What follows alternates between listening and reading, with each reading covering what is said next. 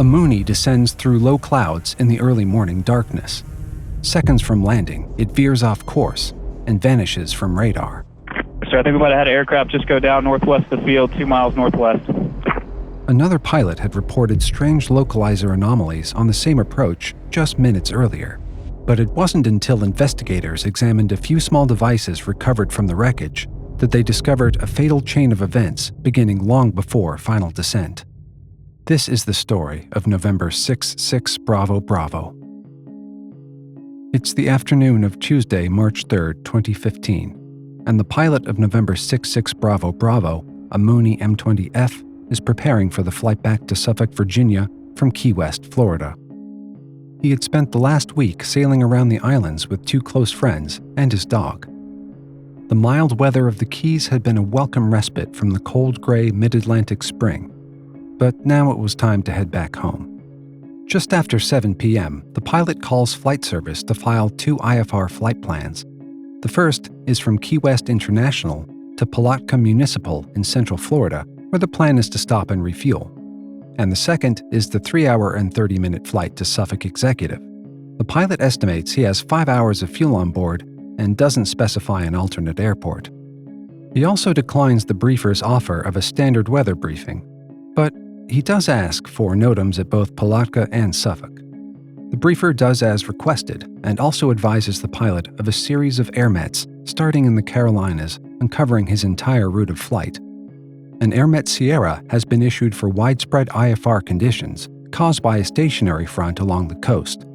Persistent fog, mist, and light rain have dropped ceilings to below 1,000 feet and visibility below 3 miles across much of the eastern seaboard. An AirMet Tango for moderate turbulence below 12,000 feet, strong surface winds, and low-level wind shear is also in effect. But the pilot tells the briefer that he got weather earlier and is already familiar with those advisories. So with his IFR flight plans filed, he and his passengers depart Key West around 8:30 p.m. An hour and 10 minutes later, November 66 Bravo Bravo arrives at Palatka Municipal. The pilot purchases 31 gallons of fuel before departing for Suffolk at 11:53 p.m. Just before 3 a.m., the pilot checks in with Norfolk Approach. The controller asks him if he has the weather at Suffolk, but the pilot says he can't get it on his phone and needs to change frequencies to check it. The latest METAR at Suffolk reports winds from 230 degrees at 10 knots, visibility 2.5 miles in mist, and an overcast ceiling of 300 feet, a drastic change from the pleasant conditions back in Florida. When the pilot checks back in with the controller, he requests the RNAV GPS approach to runway 22, the only available procedure given the winds. But it's a gamble. The minimum descent altitude is more than 100 feet above the reported ceiling, so the Mooney may never break out of the clouds. The controller vectors the pilot towards final and clears him for the approach. But 1 minute later, the controller notices that the airplane has blown right past the final approach course. When he asks the pilot about this, he confesses that he's having a problem with his GPS plates. The controller issues more radar vectors to get the pilot back on course and clears him for the approach a second time. But a few minutes later, the airplane is once again not where it should be. After several more radar vectors, the pilot tells the controller that he's having to put in a heck of a wind correction angle and that it's really howling up here, but that he's now stabilized on the approach course. Since Suffolk is a non-towered airport, the controller terminates radar services at 3:13 a.m. and shifts his attention to other traffic. But about half a mile from the threshold of runway 22, the Mooney makes an abrupt left turn to the east, descends to just 100 feet above the ground, then climbs again. At 3:24 a.m., November 66 Bravo Bravo checks in with ATC, telling them he's executing a missed approach and wants to divert to Norfolk International. The controller asks the pilot to fly the published RNAV missed approach procedure, which is a straight-ahead climb to 2,100 feet, direct to a holding fix. But by this point, the Mooney is so off course that the pilot says he can't comply with this request, and that the airplane is really bouncing around in the turbulence. The controller vectors November 66 Bravo Bravo due east with the instructions to climb and maintain 3,000 feet. Unfortunately, the weather at Norfolk is just as poor as it was at Suffolk. After all, they're only 23 miles apart. Winds gust out of the southwest at 23 knots. Visibility is 6 miles in mist, with an overcast ceiling at 400 feet. But there is some good news.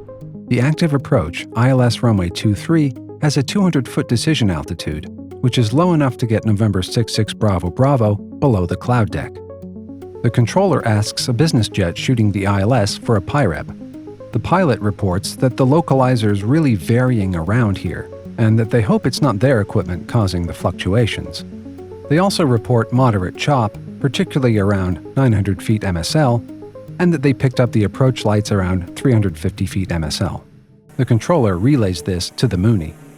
66 Bravo Bravo, last arrival reported a fluctuation with the localizer. That was the first report of the 3 aircraft I've had in the past couple hours.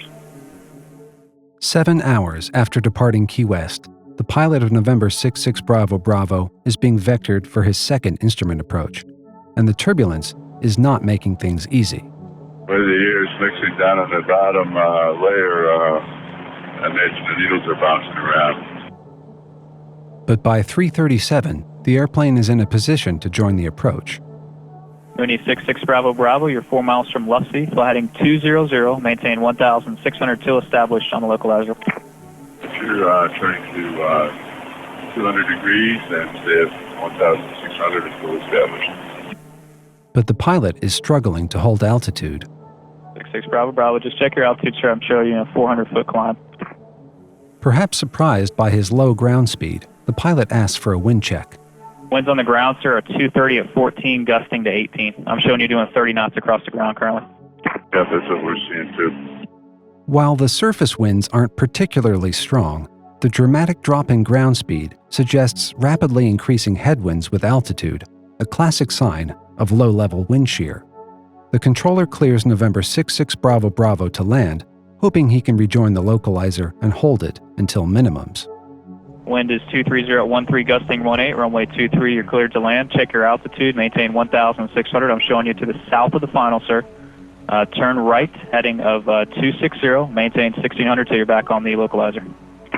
Roger. But the controller knows hope might not be enough. He needs a backup plan. Nearby Chambers Naval Air Station might be able to help, if they have a PAR approach available. PAR stands for Precision Approach Radar. It's a system where the controller talks the pilot down, giving exact heading and descent instructions all the way to the runway. Chambers Tower 956.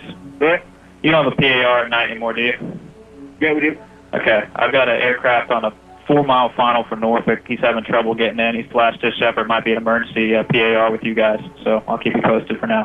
When the controller checks back with November 66 Bravo Bravo, he sees the aircraft has now drifted south of the localizer. 66 Bravo Bravo, I'm showing you way left of course, sir. Are you able to maintain on the localizer there for 66 Bravo?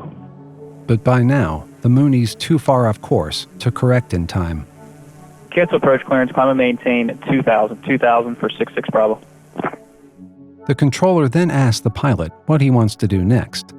66 Bravo Bravo. You want to attempt this approach again, sir? Roger, we'll take another swing at it over. Okay, roger that. Now, Chambers' watch supervisor calls up the controller. The thing is that we got to jump through so many hoops to land a civilian plane here. But the controller pushes back at this. Well, if it's life or death, sir, he's coming towards you. As the Mooney gets vectored back around, another concern arises: fuel. November 66 Bravo Bravo has already been in the air for about 4 hours since departing Palatka. The controller needs to know just how much longer the pilot can keep attempting approaches. 66 Bravo Bravo, what's your fuel state? Got about an hour, 15 minutes over. Okay, roger that. So it's not quite an emergency yet, but the clock is ticking. At 3:55 a.m., the controller issues the Mooney's second clearance for the ILS runway 23 approach. But now, the pilot is reporting mechanical issues with his heading indicator. We're having a lot of precession with our gyro. Don't know if the turbulence disrupted it. An analog heading indicator relies on a spinning gyroscope, and it's normal for mechanical friction to cause it to drift over time. This is known as precession, and is why pilots occasionally realign the heading indicator with the magnetic compass. But if the drift becomes severe, It can make precise navigation in instrument conditions nearly impossible. With turbulence making the magnetic compass unreliable and no accurate heading reference in the cockpit, the controller changes tactics. He begins issuing no gyro vectors, guiding the airplane using radar and instructing the pilot exactly when to start and stop each corrective turn. But the airplane's slow ground speed is making its radar track harder to interpret. For the next few minutes, the Mooney seems to mostly hold course, with just a few heading and altitude corrections. Things seem to be going more smoothly now, but at 4:05 a.m., the pilot makes a troubling revision to the estimated fuel on board. Just checked our fuel situation, and we got about a half hour, not an hour and a half, so I advise you. Okay, sir. Roger that. With only 30 minutes of fuel remaining, the controller takes a more hands-on approach with the no gyro vectors. 6 Bravo Bravo, start left turn. 6 Bravo Bravo, stop turn.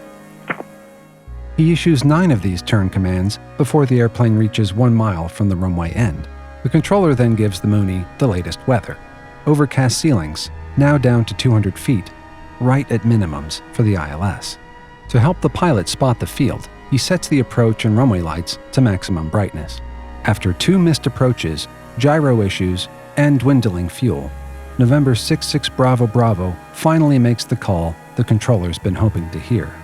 Here's the field, Mooney 66 Bravo Bravo.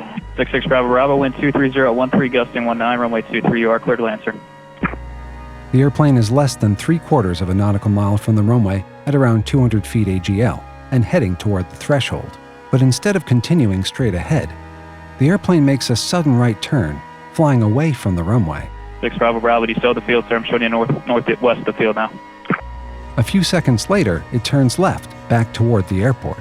6 Bravo Bravo, over.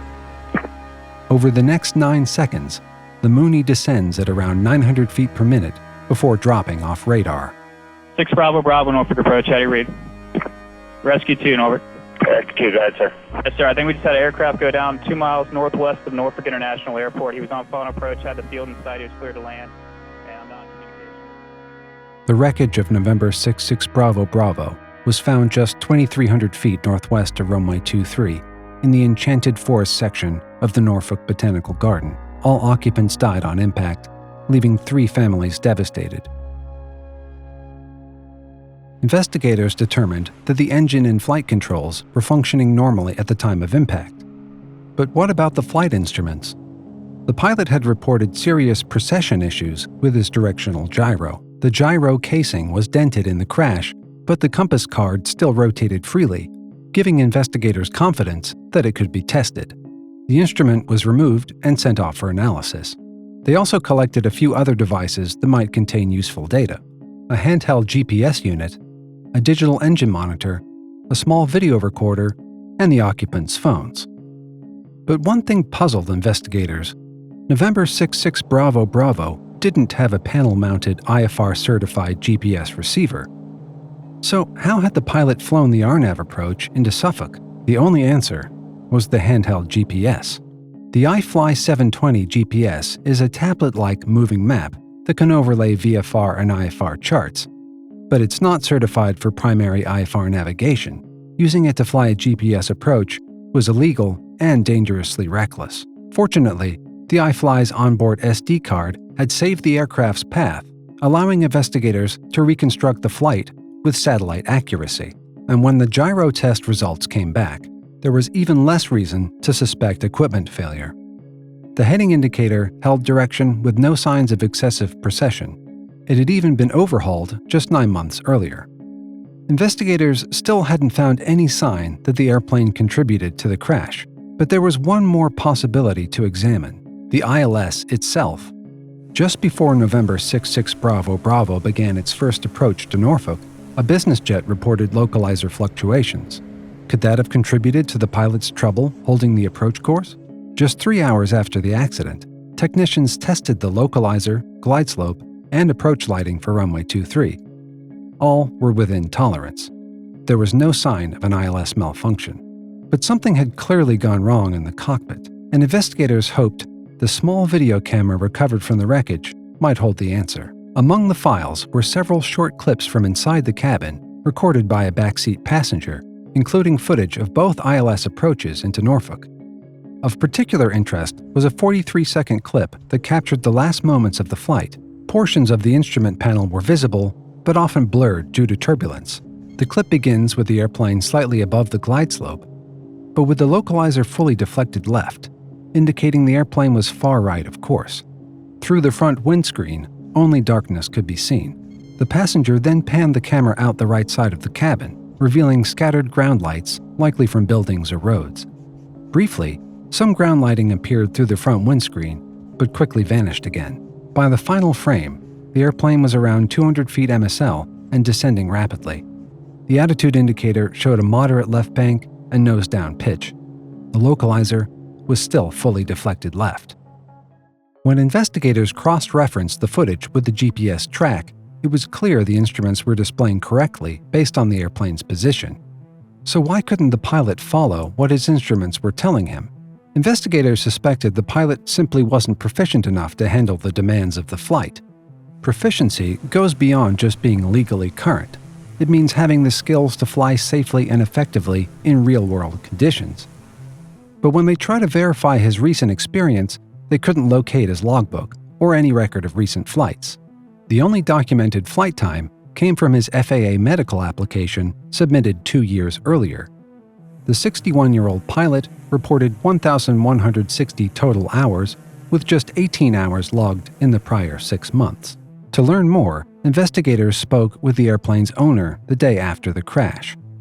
He recalled flying with the accident pilot as a safety pilot sometime before the trip, saying they'd practiced 2 approaches into Norfolk and 1 RNAV approach into Suffolk.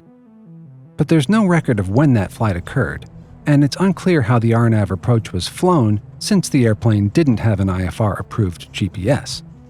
But the pilot's lack of proficiency was only part of the story. To understand how the flight unraveled, we have to step back and look at the bigger picture.